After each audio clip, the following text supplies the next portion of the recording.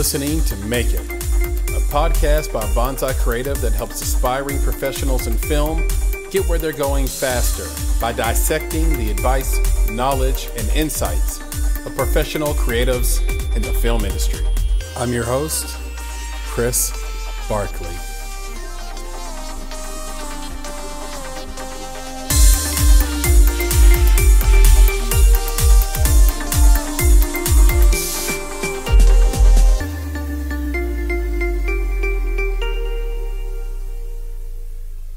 Hey everybody, what's going on? My name is Emil Gallardo. I am the writer-director of 123 All Eyes on Me, and I am currently working on a feature called Asylum.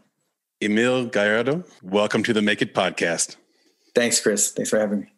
Anytime. I'm so excited to have you on. You make powerful short films, and you've had some pretty serious success. Before we go into that, I just want to introduce this audience to you a little bit better. I'm going to read from your bio. Of course, this is the internet, so if anything sounds off or outdated, just follow up with me and say, hey, let me correct you on this.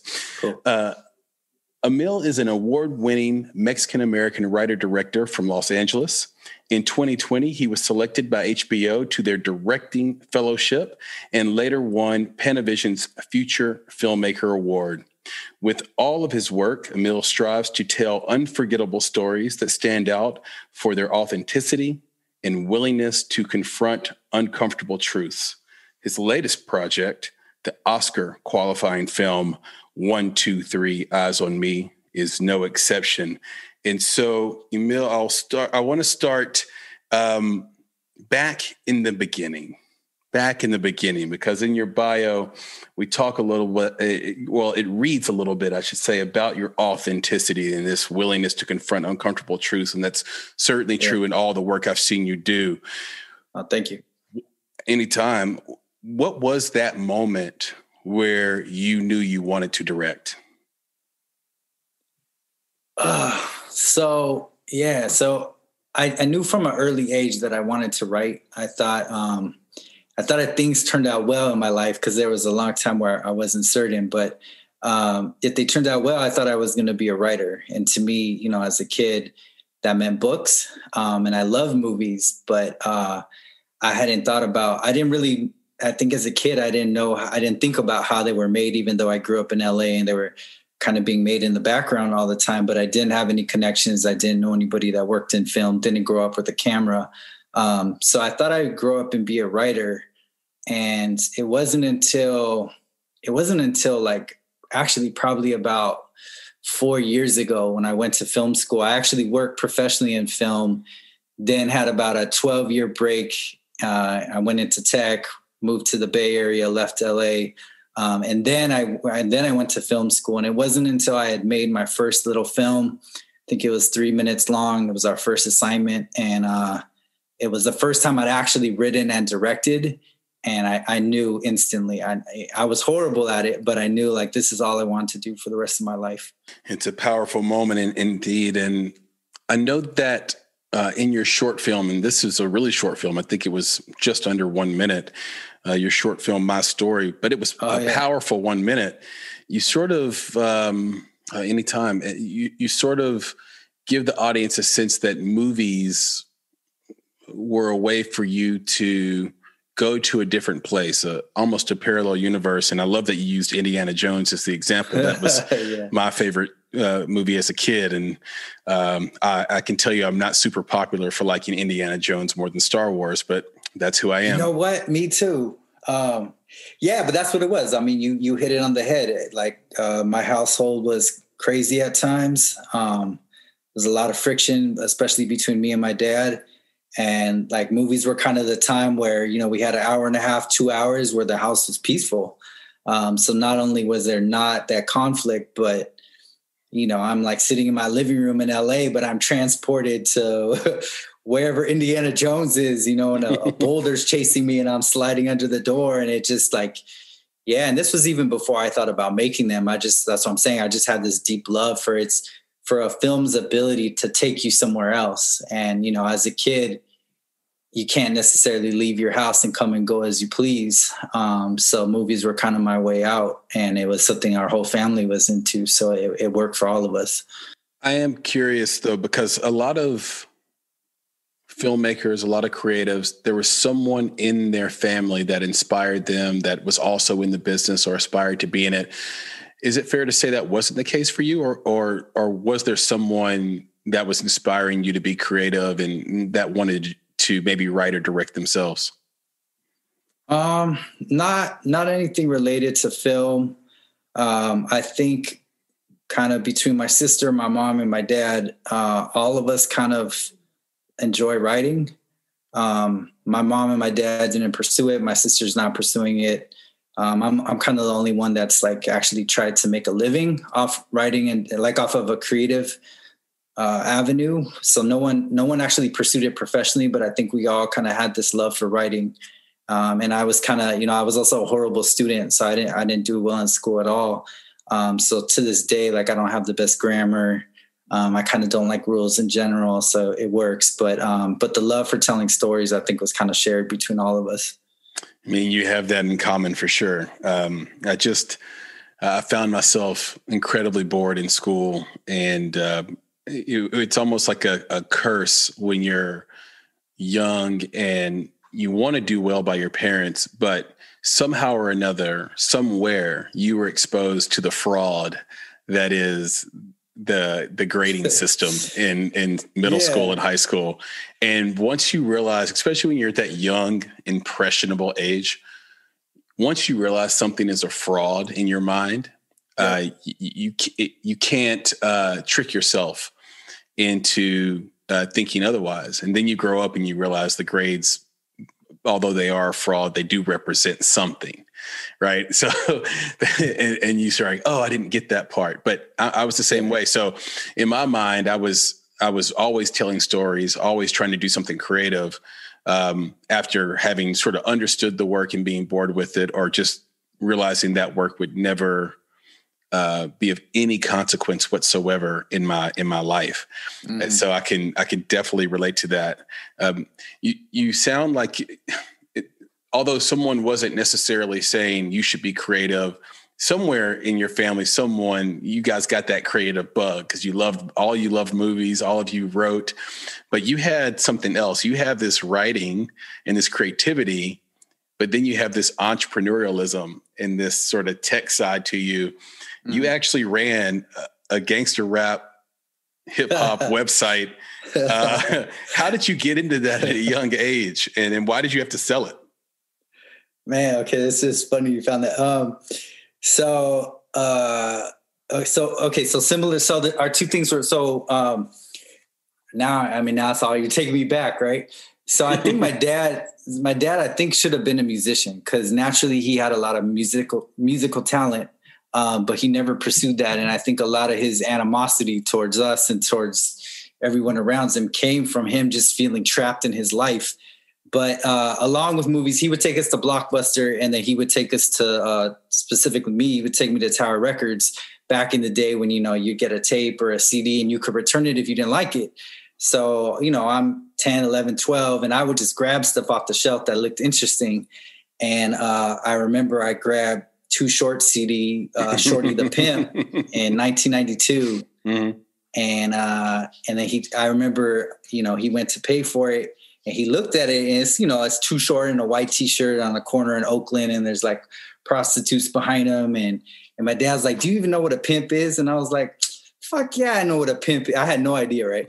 And so he told me I couldn't buy it, and so then I really wanted it, and so I don't remember how, but I ended up in possession of this album, and I just fell in love. I just loved Too Short from the time I was about 12, and so that kind of got me into like that kind of rap. And then from there, I just found this website back in, like 97 maybe. Mm-hmm. And there was this other kid at school, and he liked Too Short and I liked Too Short. And then he's like, well, there's this other dude, Brother Lynch. And he was this gangster rapper out of Sacramento. No Brother Lynch. Okay, so there you go. So he was like, man, we've been bumping Brother Lynch all through the projects. You got to check him out. And So then I listened to him, and he was tight, and I was just done at that point. I mean, I was in my teens, and so I ended up buying this website that existed already. Another guy started it, and then he ended up selling it to me. And then, I ran that for several years. And I think it was my first, it prepared me for a lot, because I think I was about 20 at the time that I bought it. And I didn't have any kind of tech backgrounds. I didn't know anything about websites. But I just love the music, and, I'd already been part of the community on there. And this was back, so our whole concept to the site, this is in 2000. So this is like way before a lot of social media, but our concept was, as a fan, you could come on the site and you could actually interact with the actual artists. At the time, that was novel, because there wasn't Instagram, wasn't Twitter, wasn't Facebook, all this stuff. So, and then we would throw in-person events, and they were like informal. Like, we'd have barbecues, and all the rappers would come out and the fans would come out, and we just try to make it into this community. So I did that for a few years, and then that was actually, I sold the site, and it was at that point in time that I was trying to figure out what I was going to do next. And that's when I was like, well, let me give movies a try. And I found my way onto a softcore porn site as my very first job as a PA. And my movie career started there. I love that story. I love that story for so many reasons. Yeah. It's really fascinating. So just to be clear, on the site, were you writing about hip hop on this site? No, it was mostly a message board. So okay, got it. We had different sections for different regions, and we had, like underground, mostly gangster rappers from those regions. And I just kind of coordinated everything, and, brought more artists to the site, tried to make the site bigger. And so I ran the site. I didn't write for it or anything like that. Let me tell you how ahead of your time you really were. So I have a friend named Steve Berneman, and he is a serial entrepreneur. And he had a business that he was able to exit. He sold it, and for millions of dollars, I believe. But what it was that you could play a sports video game, so like Madden or FIFA or whatever, with your favorite player from that sport. Shit. Nice. So it's literally your idea, but just in the realm of video games. Yeah. And so you, my friend, were definitely on to something early on with that. My first hip hop album, though, was I want to say the first one I bought hip hop was NWA. Yep. And I used to have to hide from my father to listen to it because it was so filthy. I look back on that now, and I don't know if I don't know how I feel sometimes about the fact that like hip hop was more message oriented before NWA, but that's a whole nother conversation. And I have this fond memory of being in the grocery store, and there used to be this word that no one uses in hip hop or music anymore. And it's the word posse. Yeah. Well, what does posse sound like? Sounds like pussy. So I'm walking around the grocery store with my dad, and I'm rapping these lyrics, and I say posse, and he slapped my head so hard. He hit me a couple of times, I think, in my head in the grocery store in front of everybody. He said, "Don't you ever say that again." And I said, "Dad, it's not what you think. It's not what you think. It's posse. It's POSSE." He didn't know what I was talking about. So that was my entrance into let's say gangster rap myself. It wasn't an easy one. Being a Mexican American filmmaker, I'm curious about that. What advantages or drawbacks do you see your ethnicity bringing to your filmmaking endeavors? And do you think there are additional hurdles that you have to get over because of your ethnicity? Great question. So, I feel like, ethnicity's always been a big part of my life. Growing up I grew up in the San Gabriel Valley, just like east of East LA, south of Pasadena. And I remember really early on, just like, the area I'm from is like pretty much half Mexican, at least at the time. It was like half Mexican, half Chinese with some Vietnamese mixed in. But there was a lot of racial tension. And then I remember I had a black friend who lived up in Altadena, and I remember we were playing outside, like just throwing the football around. and some kids came by and they just wanted to fight me because I wasn't black. And then my friend's cousin ran out the house, and it was me, my friend and his cousin, and we're just like about to get jumped just off skin color. And it's just always been a part of my life and something I've been very conscious of from an early age. And I think right now it's like with our political climate, and, you know, we just saw, I think, with the vote and the breakdown of who voted for Trump and who voted for Biden. And I think a lot of people were surprised that the Latino vote isn't like, it's not one predictable thing. And it, you know, it represents a lot of different countries and a lot of different values and different parts of different parts of the US that people have grown up in or migrated to. So I feel like as Latinos, it is a whole spectrum. And so I very much identify as Mexican American. And like, as far as, is it an advantage or what are the obstacles? I mean, recently I was asked to pitch on a script, pitch my vision for directing it. And I remember reading it and just feeling like, and it was about immigration. And I just remember feeling like, you know, I could see the good intentions behind the story, but it just felt so off from the way that I would tell that story. And I think that people are very conscious and we're trying to move in a direction that's more inclusive. And, you know, there's this debate about, should you write stories that are about people that aren't your own, or should you just stick to like who you are? And does that ever become too confining? And, you know, should Mexicans only write stories about Mexicans? And so I don't know. I mean, I don't know. I think I'm very early on in my career, and in general, I don't focus. I'm struggling to answer this question because I don't really focus on the things that stand in my way, because I don't really look at it like that. I figure out what I want to do, and then I find a way to make it happen. And I try to, you know, if someone's in the way, I go through them, I go around them, I go under them, I work with someone else, you know what I mean? Like I try not to concentrate on any kind of obstacles because I don't find it helpful. Yeah, I completely agree with you. We've had a few of these conversations with other guests about the appropriation of a story. And I think that it violates one of the first tenets of not only America, but also of creativity.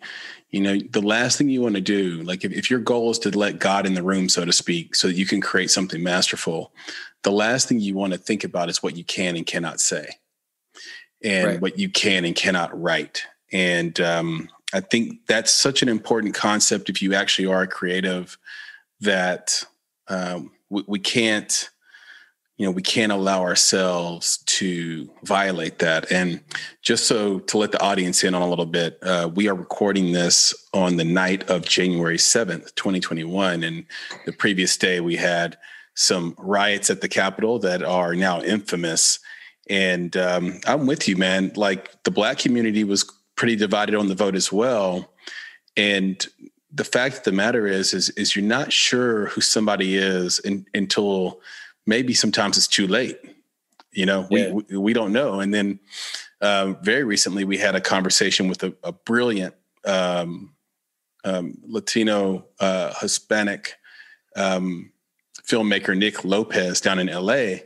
And I just flat out asked him the question, like, in your community, like about 95% of them, 97% of them don't even know what the term Latinx is. Yeah. What's your stance on it? Do you want to use the word? Does your community want to use the word? Where do they stand? So what are your thoughts on that? I mean, it took some adjusting to, but to me, anything we can do to uplift women. And I feel like women were feeling excluded by the term Latino.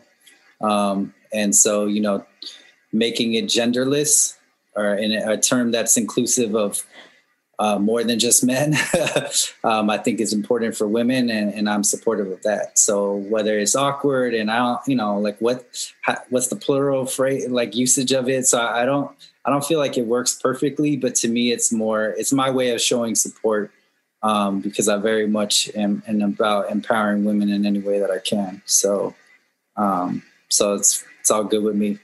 I love it. So tell us about the star of the show here. 1, 2, 3, all eyes on me. The trailer's unbelievably powerful. And you talked about writing for the voices. You have a writing partner, Derek Ho.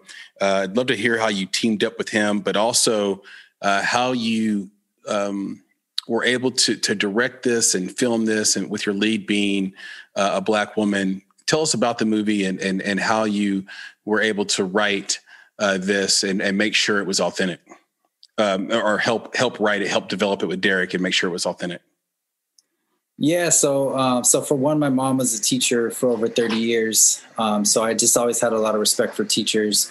And then I had seen the cell phone video of these guys shooting at one another right outside of a school, an elementary school. And in the video, the teacher asked the kids to get on the ground, and then she asked them to sing with her, and she starts singing to them and calling them out, one by one. Will you sing with me? Will you sing with me? And I was just and as she's doing that, you're literally hearing like automatic gunfire in the background. Wow. And I just remember being so inspired by her and the courage that she had, the compassion that she had, the selflessness, and her efforts to like protect them both physically and emotionally. And that was kind of the spark. I mean, in the background, every time there was one of these incidences, I always asked myself, like, how can I contribute to ending this? What can I do? And so I knew I wanted to write a film, make a film about this subject, but it was seeing that video that kind of pushed me over. And so Derek, he was one of the Chinese kids I grew up with. I've known Derek since sixth grade, since we were 11 years old. And originally I wasn't planning on having a writing partner, but as I was in film school and working on projects there, I would just kind of get his feedback and stuff. And he just had like endless good ideas. And at some point it was just like, well, why don't we work together? Like, why don't we make this more than just you kind of giving me your thoughts on something I've written? Like, what if we wrote it together? And it's just kind of evolved like that. And from the authenticity standpoint, that's hugely important to me. I think representing anybody in my film, regardless of who they are, I want to make sure that I do my best to represent them correctly. And so we interviewed several teachers, and a lot of the film, a lot of moments in the film, the title of the film, so much of that came from the interviews I have with current teachers that are, living this and doing this every day. Yeah, it's really great. And one thing about your style is the way you shoot. All your beats are incredibly deliberate, right? Like, if the audience is supposed to see a gun, you show them a gun. If an audience is supposed to see X's on a door, they're going to see X's on a door. Yeah. And that can seem like that style's right on the nose from a filmmaking standpoint, but I find it to be really raw. And I find it to be just what you said you wanted your films to be, which is more heart-wrenching. And more raw and more dirty than some of your favorites like Pulp Fiction, et cetera. But talk about that style a little bit. How did you develop? I know you were at AD for a while. Like, yeah. How did you develop the style of cinematography that you have today? I think so you're definitely like right on the nose again. I mean, it's very deliberate.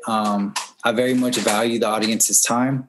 So each frame I'm trying to make the most of it. And I feel like very early on, in the first 30 seconds, first couple minutes of a film, any film, even a short film, the audience is kind of assessing, like, does this storyteller, do they know what they're doing? Are they wasting my time?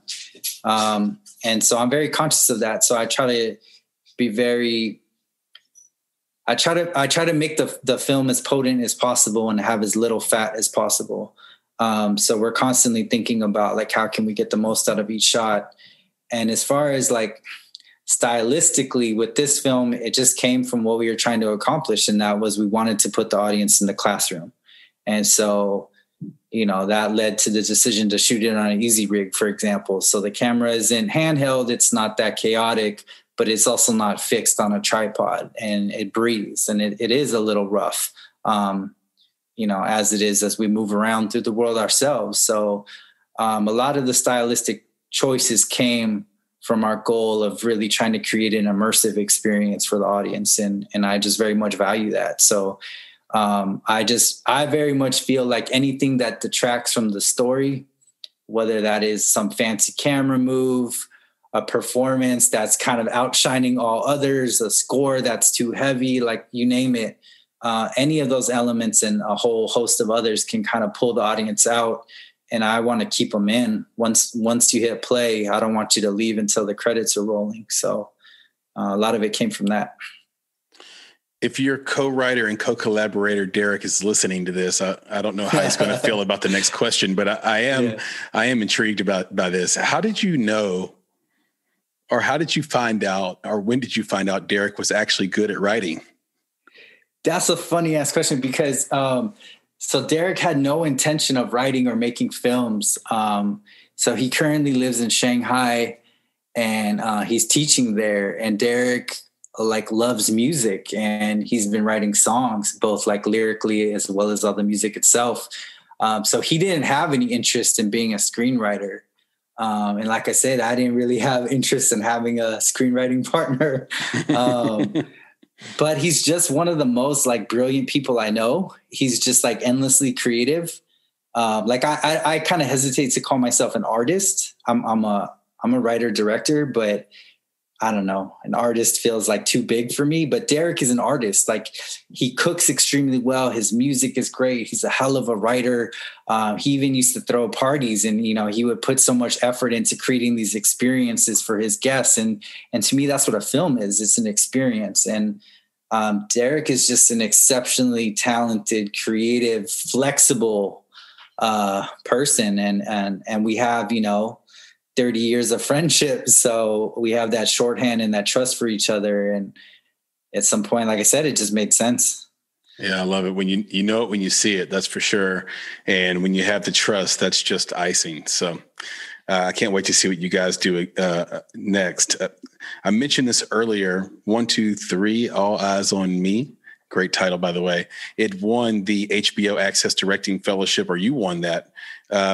What is that? So for our audience, people who are aspiring filmmakers, just started filmmaking, or even for those who've been making independent film for a long time, what is the HBO Access Directing Fellowship, and how did you get involved? So HBO has it's essentially like, what's a fellowship? So the goal of the fellowship is to develop the fellows, not only to strengthen their ability, but then to also find them work. So HBO alternate years. So one year it's a writing fellowship, and then the following year it's a directing fellowship, and then that cycle repeats. So I found them. I was attending Sundance. They rejected 1, 2, 3, but I had already bought my flight, so I was there. And I had an opportunity to pitch to Leslie Cohen, who heads up HBO Latino there. And I thought it went really well, and I was really excited. And I've been a huge fan of HBO most of my life, and a lot of my favorite shows are, you know, on HBO. And I was talking to Mai, who's the other co-producer on 1, 2, 3, afterwards, and she was saying, you know, I think you and HBO, it just seems like a good fit. Like I could see your stuff playing on HBO. And so that was actually, again, like the spark that I wasn't really thinking like that at the time. And so then I just looked into HBO and, you know, what else do they have? Are there other things I could participate in? And I found the fellowship, and I submitted 1, 2, 3 along with like the rest of the application and went through the interview process. And I was fortunate enough to be one of the fellows selected. I love it. I hope that people listening to this can find their way into places like this, fellowships like this. I know that I've written several letters of recommendation for people, but to talk to someone who's part of it, that's one, it's so powerful. So congratulations to you again on that. You briefly mentioned for a second there about you having a 10-year stint in the Bay Area with a tech company, and you did something that you might find ordinary, but I think a lot of people in any creative realm finds pretty daunting and terrifying, which is you worked at a job for 10 years, had a salary, benefits, PTO, you name it, all the good stuff, good company, good environment, good people. So how did you find the courage to quit your long-time day job? And what were the breakthroughs and insights that propelled you forward? I've been asked this, and sorry, that's my dog drinking his water in the background. All good. Yeah. So what happened was I moved to the Bay, and, I kind of got fortunate. I found this amazing company, and it was just the opposite of a lot of people where they hit rock bottom and they reevaluate their lives. I had it all at that point. And, I didn't go to college.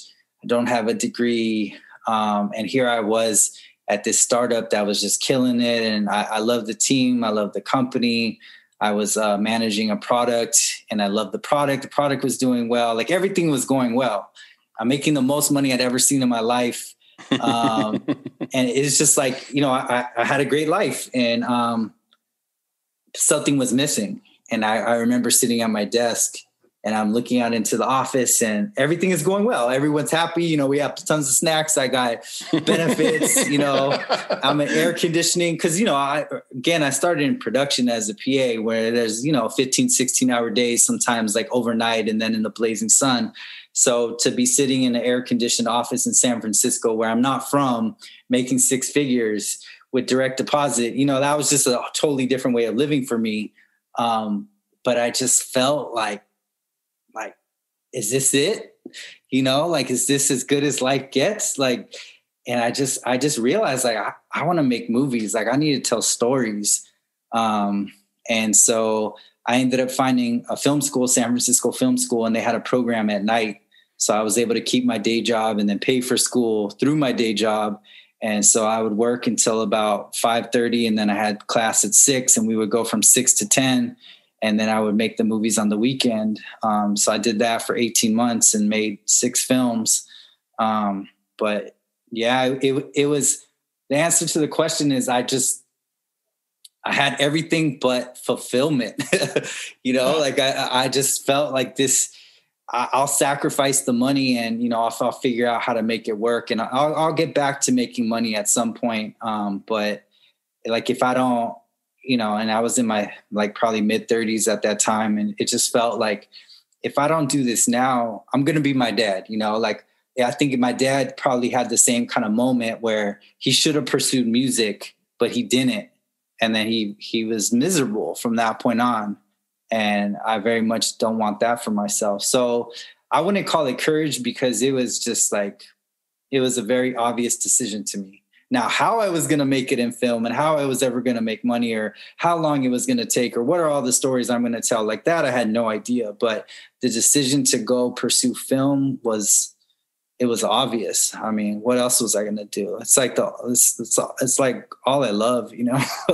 It's amazing. So it's amazing. That's an amazing story. You kind of put yourself on death ground and had a Jack Nicholson moment, from the movie Good as It Gets, where he just has that epiphany in front of the therapist. Is this all there is? Is this as good as it gets? So yeah, no, that's one of my favorite films. Yeah, it's a powerful moment to have, and we're so glad you did it, because you're going to make some amazing films. And the thing about your movies is you have something truly important to say. There's a lot of people who want to be creative, but sometimes, and it's unfortunate when it happens, you look at it and you say, well, why? You don't have anything to say.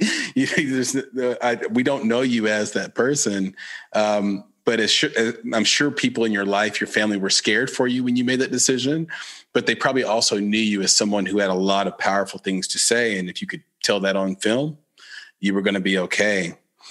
So in that vein, in the spirit of that comment, it's clear you're trying to make an impact on society. It's clear you're trying to affect change. And trying to let people know you understand their struggles. Do any of the struggles you write about and create films about, do any of them reflect your own struggles in life? Yeah, I think every story ultimately has tons of you in it, whether you realize it at first or not. And I don't know if you've had this experience, but at least for me, when I'm writing, I don't always know what I'm writing about until a while into it. And, I think it does help having a writing partner, and actually have a second writing partner, Saeed, on a different project. And so with both of them, being able to talk through, like, what is this about? What are we trying to say? What will we fight for and not give up? Is it a character? Is it a theme? Is it a message? And so I think and it takes a while, it's, you definitely have to dig to find it. But I think that digging, you're really digging inside yourself. It's adding yourself. It's opening your heart and figuring out who you are, what matters most to you. What are you going to share? How can you bring your truth to whatever it is? So I think for me, I kind of start there. Like, at this point, we don't even touch the actual scripts. Like, we'll stay working on a treatment and then into an outline. And a lot of that is this process of kind of unearthing, what are we going to put how much of ourselves, or what piece of ourselves are we putting into this, and why is that appropriate for this story? And what do we want the audience to feel? And I think, a lot of what resonates with people are the stories and the moments that come from vulnerability. And the more vulnerable you can be as a creator, the more powerful your work will be, and the more it will resonate. And it's painful, and it's scary. And even if the audience doesn't recognize those pieces of you in the story, that they're there, and that you've opened yourself up. So I'm always kind of pushing myself to be more and more vulnerable. It's true. It's one of the first things I learned in songwriting. And I've written about 400 some odd songs, but I used to have a writing partner named Jeff, and we would write together, and early on, he would always write songs, and these would be love songs, kind of trite R&B songs. And he would always write that some girl broke his heart, but then by the end of the song, he had gotten his full revenge on her.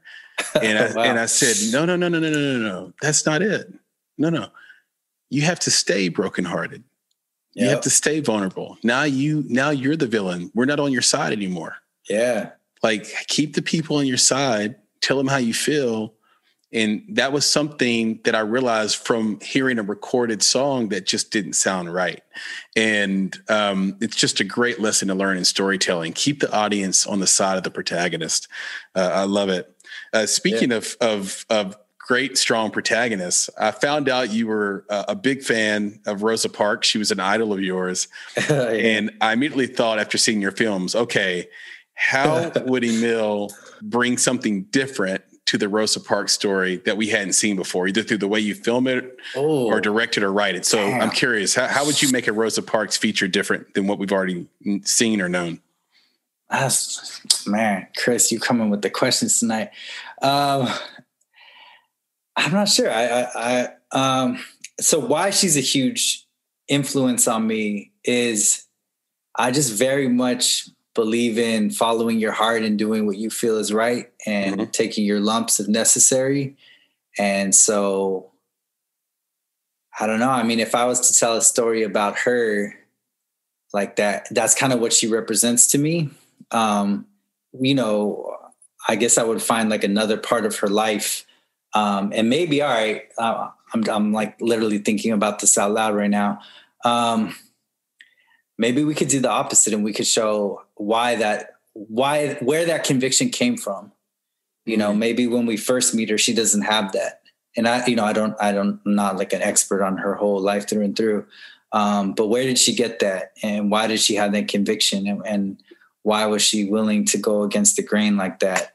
Because I do think that, for all of us, there's a point in your life where you kind of decide who you are. And there's these critical moments. And a lot of times that comes in reaction to not doing it in the way that you thought you should, and learning from that pain, those mistakes, and not representing yourself correctly. And then when you have a chance to correct it, hopefully you make that decision. So I would look for a moment in her life when she wasn't what we know her for. And then we see her evolve into becoming who she is. Yes. I love the idea. And I encourage anybody out there because there is a narrative that we're going to all learn in high school or college about Rosa Parks. And it's very thin. We learn sort of the high points. We learn the beats, if you will. Yeah. But go out there and get a book on her. I encourage everyone in this audience to do that. And you find out so many cool details. Like, for example, she had run-ins with that bus driver on many occasions, and had said on the record that she wouldn't have got on the bus that day had she known he was the driver. Right. And there's another story within the story, because what people have to understand is when one class of people has more rights than the other class of people, then the class that has the rights gets to do whatever they get to operate with impunity. Mm-hmm. And so what happened on the buses is that all the black women would be sitting on the back of the bus, but the white boys would go back there and flirt with them and sit with them. And some of the black girls didn't mind it, and some of them did. Right. And so that was culture in the South. So you would always have these stuff going on in the back of the bus. Right. And another thing to think about too is the way those buses were back then. It was bench seating where you had 3 to each side. And so the white person that was getting mad that Rosa wouldn't stand up and give him the seat, that's what we get told. But according to these books and the history, that guy really would have been fine standing. It was the bus driver that had a problem with Rosa because of previous run-ins. Right, and he wasn't going to allow this white man to stand up and break the bus's rules. So it's really a fascinating story. And if you get to make it one day, I'll be the first person in line with popcorn. Yeah, but so, I mean, I think, and you kind of sharing that with us, I mean, I think that's it. Whenever you dig into any story, it's always more nuanced and layered and complex than kind of the simplistic, watered down version that we get. And so that is what I enjoy. I enjoy those nuances and the shades of gray. And, like you're saying, like the passenger actually, he was okay standing, but the bus driver wasn't. And in the idea that the white dudes went to the back and they're flirting and just, it's not as clean cut as I think a lot of us understand. And I think that's true with most stories. As you dig into them, all those details that make it so much more interesting and complicated and gray, I think those come out. And that's really what I love. I like exploring those areas. Likewise, my friend, I do. It's interesting. They say that if you want to be a better writer, read more. Mm-hmm. And in this interview, I've learned if you want to be a better filmmaker, watch more films, because that's who you've been as well. You've had this interesting stint because you were in film, did a lot of PA work, said, this is for the birds. I'm going to go get a job in San Francisco. Did that for 10 years, came back, made amazing films. So what are the biggest creative and business mistakes you see newcomers making these days? One is following trends. I think you see this in music too, but where emerging creators, they try to figure out what's hot right now or what's going to be hot next. And then they make to that. So for an example, in our current climate with COVID, we're all getting the advice very early on, make sure your stories are contained. You don't want too many locations. You don't want big crowds because it just adds to the complexity and the difficulty. You probably don't get the funding, so on and so forth. And so for me, and I think some of this is due to my AD background, but I like the challenge of here's the story that I feel the most passionate about. I will run through a wall to make this story happen.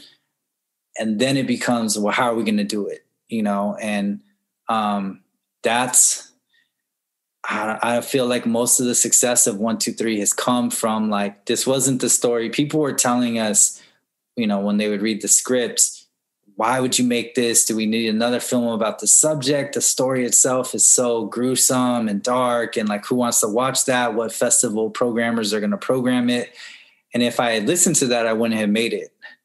And if I was trying to make something that was trendy or that I thought would be popular, I wouldn't have made it and we wouldn't be talking right now. So I feel like that's a big mistake that people make. You see it in business too. even at the startup that I worked at, it didn't come from what is the thing that we're most passionate about. Let's build that. Mm-hmm. And I guess for me, and it's not to say you can't be successful. I mean, that's an example of a successful company. And there's definitely filmmakers that follow that type of mindset that do fine for themselves. But for me, it's just the opposite of how I feel it. Like, what are you going to say with the time that you have in this world? You know, right. You only have so many days, so many years. What are you going to say with that? What are you going to make with that? What are you going to put your heart and all the sacrifices, the sacrifices that you trade off, the time that you're not with your family, you're not with your friends, that time you can't get back. So what are you going to do with that time? And to me, it's telling things that I feel like are, you know, worth that trade-off and extremely important. So that would be my biggest piece of it. That I don't even I hesitate to call it advice because it's just how I approach things.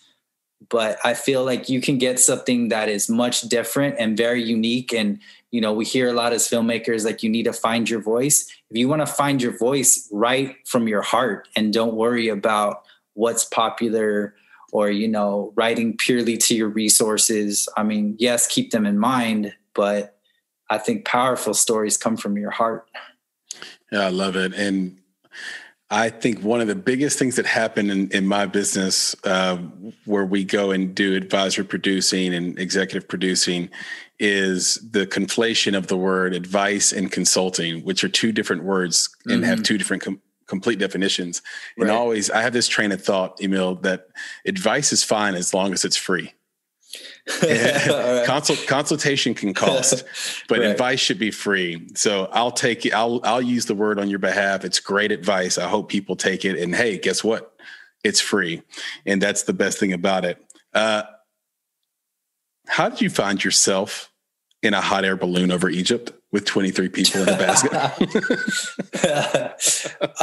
So my girlfriend, Gina, she's wanted to go to Egypt her whole life. And so we had the opportunity to go last November.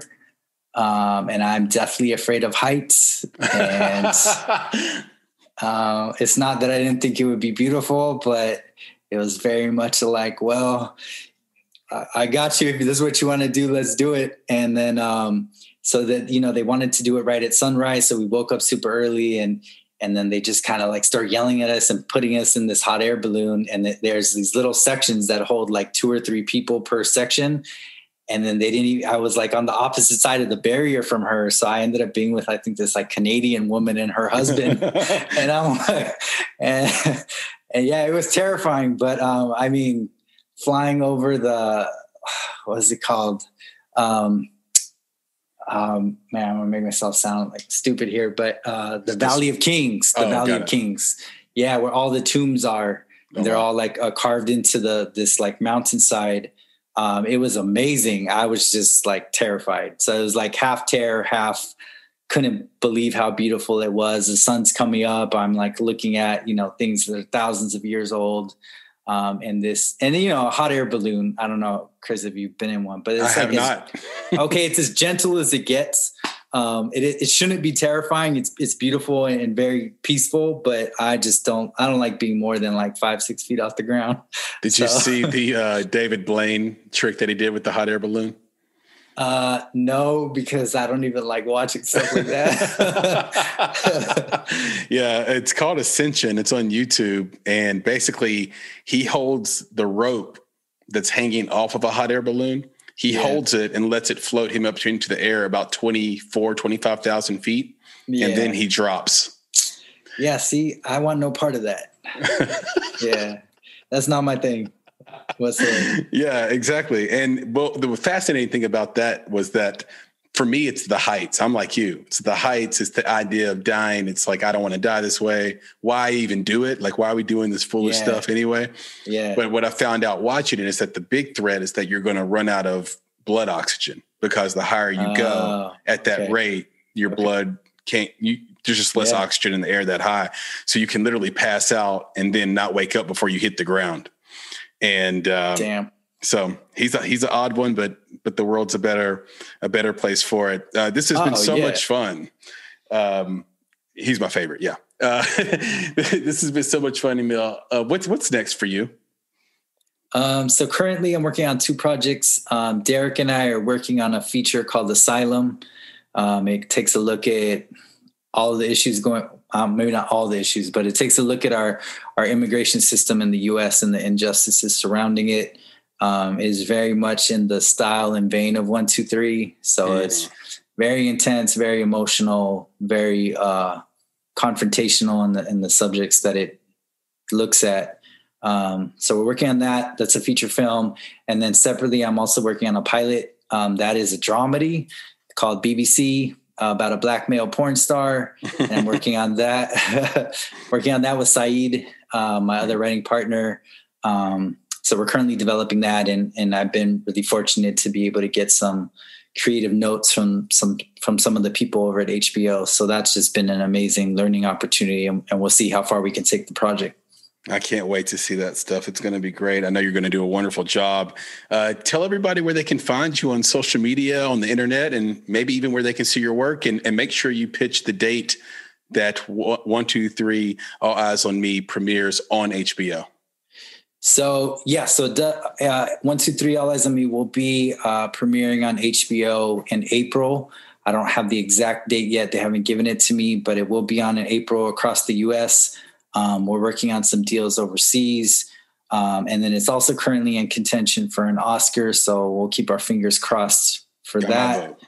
Thanks, man. Thank you. And then as far as where to find me, probably the best place is Instagram. My personal account is Emil G80. And then the production company is Waterlight Films, which is purely just my filmmaking stuff. So those are probably the 2 best places. Awesome. And we'll end with this a little bit off topic, but a little bit on topic, because you mentioned it earlier. You got your start in softcore porn and once worked with the queen of anal. Did you ever find out why she wore that brace between takes? I don't even know how you know that. No, I did not. I just thought it was hilarious. I mean, a lot of the guys on the crew were like really into porn, and they would kind of give us a heads up, like, oh my God, today is so-and-so. And I didn't know any of the people. Was not really my thing. Right. But I remember one day, we would have their stage names, but that didn't mean anything to me. And this guy was like, no, Emil, you have to understand, this is like, she's like the queen of anal. And I'm like, all right, like, is that supposed to do something for me? Like, that's, again, not really my thing. So she gets there, and then she was really frail. No offense to this woman. But she was just like sticking bones. And then she had this back brace on. And I'm like, thank God this is just softcore, because I don't think she could take much more than that. But yeah, it was an interesting time in my life for sure.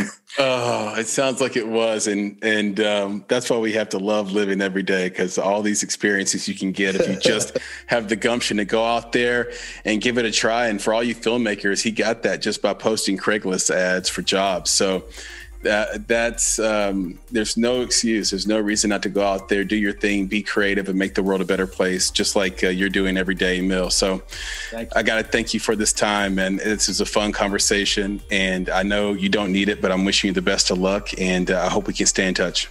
Yeah, man. Thank you. And thanks to Nick as well for having me on. It's been a blast. Anytime, brother. Talk soon. Okay. All right. Peace. You've been listening to the Make It podcast. To find more information about this week's topics, including links to relevant blog posts, projects, and indie creatives, please visit our website at www.bonsai.film. If you haven't already, you can join our podcast community on Apple Podcasts or the podcast app of your choice by searching for Make It Bonsai Creative, and the show will pop right up. You can follow us on Instagram and Twitter at _Bonsai Creative, and Facebook by searching for Bonsai Creative. And of course, if you're looking to take a big step towards your filmmaking success, go to www.bonsai.film and click on Book Us to schedule a free discovery meeting and needs assessment. You have everything to gain. Until next time, be better, be creative, be engaged, and thank you for for listening.